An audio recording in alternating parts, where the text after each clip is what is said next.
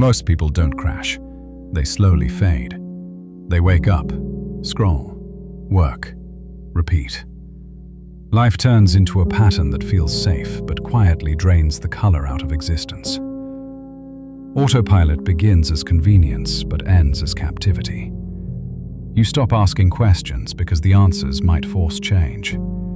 You stop noticing beauty because familiarity blinds you to wonder. And slowly, without realizing it, you become efficient but not alive. The price of living on autopilot is subtle. It doesn't scream like pain. It hums like background noise. You stop feeling deeply, but you also stop suffering deeply. So you tell yourself you're fine. You aren't miserable, but you're not fulfilled either. You exist in the gray zone, not broken, not blooming, just functioning.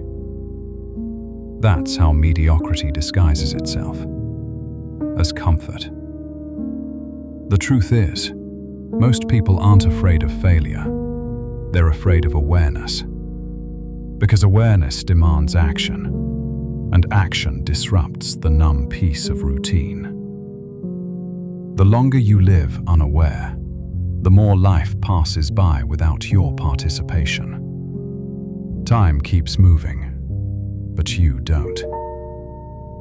That is the quiet tragedy of autopilot. Being present in body, but absent in soul.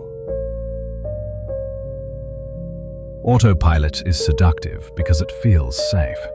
It tells you that stability equals happiness, that routine equals success, and that comfort equals peace.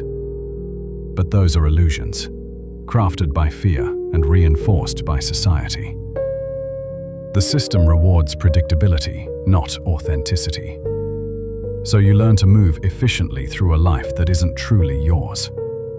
You do what you're supposed to, say what's expected, and wear the smile that keeps questions away. But deep inside, something aches. A quiet reminder that existing isn't the same as living. The lies that keep you asleep are subtle. I'll change when I have time. This is just a phase. Everyone lives like this. But time doesn't wait. Phases become decades, and everyone isn't living. They're surviving. The truth is, awakening is uncomfortable because it forces you to face the gap between who you are and who you could be. Yet that discomfort is sacred. It's the first sign of being alive again. You can't heal a life you refuse to feel. So stop waiting for the perfect moment to wake up. Awareness doesn't come when life calms down. It comes when you decide you're done sleepwalking. The opposite of autopilot isn't chaos. It's consciousness.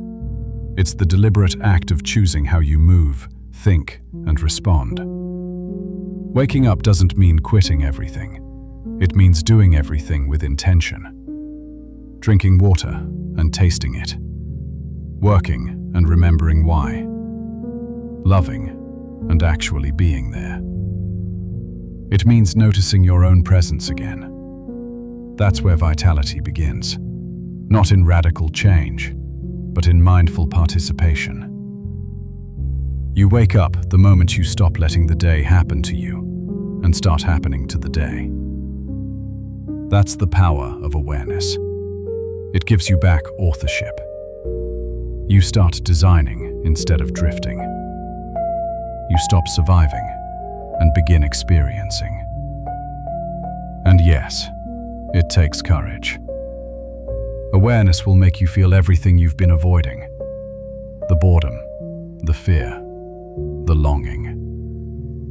But it will also give you access to joy that autopilot can never offer. A chosen life might not be easier, but it's real. And there's no higher form of success than living awake inside your own story.